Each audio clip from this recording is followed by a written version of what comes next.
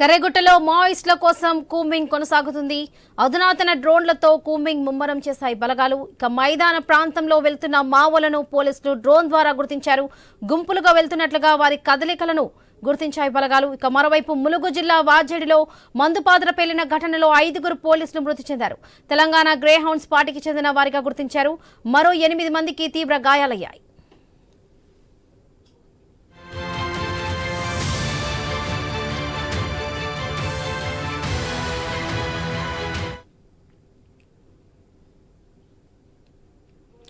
కర్రెగుట్టలో మావోయిస్టుల కోసం కూంబింగ్ కొనసాగుతుంది. అధునాతన డ్రోన్లతో కూంబింగ్ ముమ్మరం చేశాయి బలగాలు.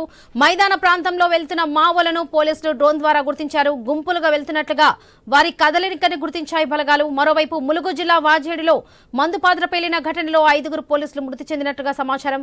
తెలంగాణ గ్రే హౌండ్స్ పార్టీకి చెందిన వారిగా గుర్తించారు. మరో 8 మందికి తీవ్ర గాయాలయ్యాయి. ఇదే విషయానికి సంబంధించి పూర్తి అప్డేట్స్ మా ప్రతినిధి నవీన్ అందిస్తారు. నవీన్. వరలక్ష్మి, మనం చూడొచ్చు నిన్న కర్రెగుట్టల సమీపంలోని మావోయిస్టుల డెన్ కు సంబంధించి ఒక విజువల్ పోలీసులు అయితే బయటకు రిలీజ్ చేసినటువంటి దృశ్యాలు మనం స్పష్టంగా స్క్రీన్ చూడొచ్చు. నిన్న మావోయిస్టులు గుంపులుగా అది ఏదైతుందో కర్రెగుట్టల ప్రాంతం నుంచి మళ్ళీ వేరే ప్రాంతానికి తరలి వెళ్తున్నటువంటి విజువల్ ని పోలీసులు అయితే రిలీజ్ చేసినటువంటి దృశ్యాలు మనం చూడొచ్చు. అయితే మావోయిస్టులు భారీ ఎత్తున కూడా కర్రెగుట్టల కాడ ఉన్నారు. ఒక పక్క ప్రాంతం మొత్తం కూడా పోలీసు బలగాలు మొత్తం కూడా చుట్టుముట్టినటువంటి పరిస్థితి కనపడుతుంది. ఆ ప్రాంతంలో కూంబింగ్ చేస్తున్న సమయంలో ఒక ప్రాంతం నుంచి మరొక ప్రాంతానికి అంటే పోలీసుల నుంచి తప్పించుకోవడం కోసం వేరే ప్రాంతాలకు తరలి వెళ్తున్నటువంటి దృశ్యాలను అయితే పోలీసులు అయితే వీడియో రిలీజ్ చేసినటువంటి పరిస్థితి మనకు కనపడుతుంది. అయితే భారీ ఎత్తున కూడా అక్కడ మావోయిస్టుల కదలికలు కనపడుతున్నటువంటి పరిస్థితి మనం చూడవచ్చు. అయితే వరుసగా కూడా దాదాపుగా మనం చూసుకోవచ్చు 10 రోజుల పైన కూడా జరుగుతుంది. దాదాపు 15 రోజులు సుమారుగా కర్రెగుట్టల ఆపరేషన్ కొనసాగుతున్న నేపథ్యంలో అక్కడ మావోయిస్టులు చాకచక్యంగా తప్పించుకుంటున్నారు. ఎందుకంటే దాదాపుగా 100 కిలోమీటర్ల మేర కూడా ఈ కర్రెగుట్టలు విస్తరించిన పరిస్థితి కనపడుతుంది. అయితే ఆ గుట్టల మీద భారీ సొరంగాలు ఉన్నాయి. అంతేకాకుండా భారీగా కూడా జలపాతాలు ఉన్నాయి. ఆ కొండలు ఉన్న ప్రాంతం కూడా లోయలు ఉన్నటువంటి ప్రాంతం ఇదంతా.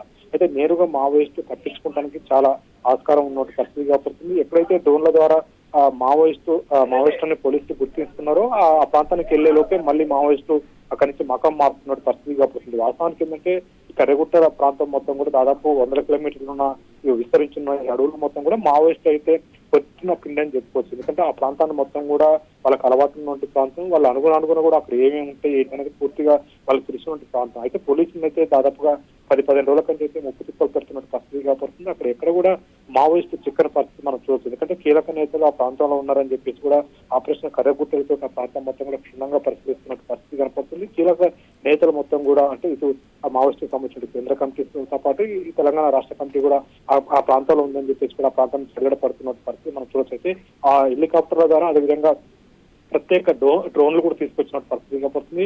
చాలా ఎత్తు మీద అంటే ఆ కిలోమీటర్ల హైట్ మీద డ్రోన్లు తిరుగుతా ఉన్న పరిస్థితి మనం గమనించవచ్చు. ఎందుకంటే అక్కడ మావోయిస్టులు కూడా అర్థం కాదు ఆడ డ్రోన్ తిరుగుతుందా లేదని కూడా వాళ్ళకి అర్థం కాదు. చాలా ఎత్తున ఆ డ్రోన్ తిరుగుతూ ఉంటే అక్కడ కింద ఎవరున్నా సరే దాన్ని గుర్తించే విధంగా కూడా అక్కడ క్షుణ్ణంగా పరిశీలిస్తున్న పరిస్థితి కనపడుతుంది. డ్రోన్ కి జీపీఆర్ సిస్టమ్ పెట్టి లొకేషన్ తో పాటు వెంటనే ఆ వీడియోని మళ్ళీ ఆ సిస్టమ్ లో చూసుకునే విధంగా కూడా చూస్తున్న పరిస్థితి మనం చూడవచ్చు. అయితే అక్కడికి వెళ్లేలోపు అంటే మావోయిస్టులు ఎక్కడైతే కనపడుతున్నారో ప్రాంతానికి పోలీసులు వెళ్లేలోపు మావోయిస్టులు మళ్ళీ అక్కడి నుంచి వేరే మకం మారుతున్న పరిస్థితి కనపడుతుంది. నేరుగా మావోయిస్టులు కదలికలు స్పష్టంగా ఉన్నాయి. మావోయిస్టులు అక్కడ ఉన్నారని చెప్పేసి కూడా పోలీసులు అయితే భావిస్తున్నారు. వీడియోలు కూడా రిలీజ్ చేశారు. అయితే ఈ రోజు కూడా కర్రెగుట్టల సమీపంలోనే వెంకటాపురం దగ్గర భారీ ఎదురు కాల్పులు చోటు చేసుకున్నాయి. అంతేకాదు ఫస్ట్ ఐఈడి బాంబుని మావోయిస్టు పేల్చిన ఘటనలో 5 ఏదైతుందో తెలంగాణ సంబంధించిన గ్రే హౌండ్స్ పోలీసులు కూడా చనిపోయారు. 8 మందికి తీవ్ర గాయాలైనట్టుగా పోలీసు అధికారులు అయితే వెల్లడించారు. అయితే ఆ 8 మందిలో కూడా ఇంకా చాలా మందికి కూడా సీరియస్ ఉందని చెప్పేసి కూడా అక్కడ ములుగు జిల్లా ఎస్పీ అయితే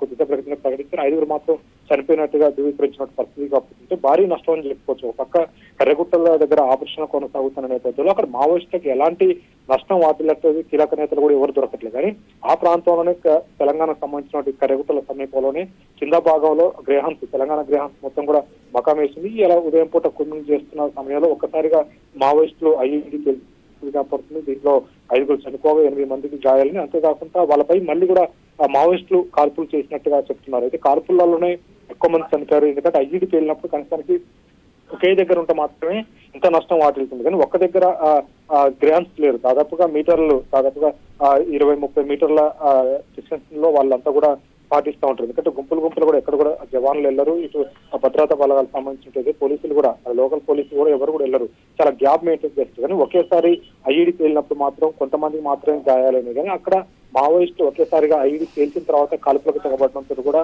అక్కడ 5 జవాన్లు చనిపోయినట్టుగా తెలుస్తుంది. 8 మంది సంబంధించిన జవాన్లకు తీవ్ర గాయమైనట్టుగా తెలుస్తుంది. వీళ్ళంతా కూడా తెలంగాణకు చెందినటువంటి గ్రేహన్స్ గా గుర్తించిన పరిస్థితి కనపడుతుంది. ఏదైనా మావోయిస్టులు నిన్న ఆ ప్రాంతంలో ఉన్నట్టు గుర్తించి ఆడ కూంబింగ్ ఆపరేషన్ కొనసాగుతున్న నేపథ్యంలో ఈ రోజు ఉదయం పూట మావోయిస్టులు అయితే ఒకసారిగా పోలీసులపై అయితే మెరుపు దాడి చేసినట్టు పరిస్థితి కాబట్టి పూర్తిగా చూడొచ్చు. అంటే అక్కడ ఏం జరుగుతుంది అనేది పోలీసులకు తెలుస్తుంది. అదే కాకుండా మావోయిస్టులు కూడా చాలా పక్కడబందీగా కోరేర వస్తున్న పెట్టుకున్న పరిస్థితి కాబట్టి పోలీసులు ఎటువైపు వస్తున్నారు, ఎవరెవరు వస్తున్నారు, ఎక్కడెక్కడ తిరుగుతున్నారు పూర్తి సమాచారాన్ని కూడా అక్కడ మావోయిస్టులతో సేకరించినట్టు మనం చూడొచ్చు. ఒక విధంగా మావోయిస్టులకు సంబంధించి చూసుకుంటే పోలీసులకి ట్రాప్ అనేది చెప్పొచ్చు. ఎందుకంటే కర్రెగుట్టల దగ్గర భారీ ఎత్తున మావోయిస్టులు ఉన్నారు, కీలక నేతలు ఉన్నారు, వేల సంఖ్యలో ఉన్నామని చెప్పేసి కూడా ముందే పోలీసులకు వెల్లడించిన తర్వాత ఆ ప్రాంతాన్ని పోలీసులు మొత్తం చుట్టుముట్టిన తర్వాత ఒక్కొక్కరిగా మనం చూడొచ్చు. ఎందుకంటే రోజు కూడా ఐఈడి బాంబులు అక్కడ పేలుతున్న పరిస్థితి కాబట్టి వాటిని వరుసగా నిర్వీర్యం దాదాపుగా 200-300 బాంబులు ఇప్పటికీ నిర్వీర్యం చేశారు. అయినా కానీ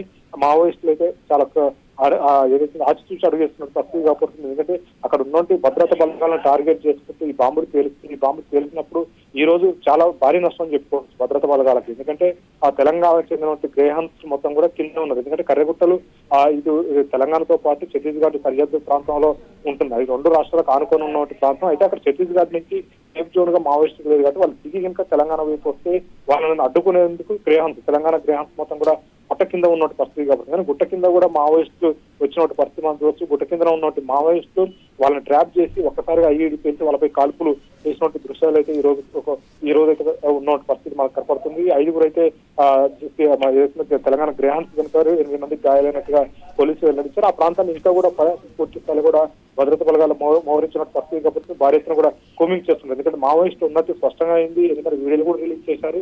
ఈ రోజు ఈ ఘటన కూడా చోటు చేసుకుంది. భారీ ఎత్తున ఒక్కసారిగా పోలీసులపై మెరుపు దాడి చేశారు. పోలీసులపై భారీ నష్టం కూడా వాటిల్లిన పరిస్థితి కనపడుతుంది. ఆ 8 మంది కూడా గాయాలైనట్టు 8 మందిలో కూడా కొంతమందికి సీరియస్ ఉన్నట్టుగా చెప్తున్నారు. పోలీసులు వాళ్ళ వీడియో ఫుటేజ్ మాత్రం ఎక్కడ కూడా రిలీజ్ చేయలేదు. ఎందుకంటే ఇది ఉదయం పూట జరగగానే హుటాహుటిన వాళ్ళని అయితే హెలికాప్టర్ ద్వారా హాస్పిటల్కి తరలించినట్టు పరిస్థితి కాబట్టి.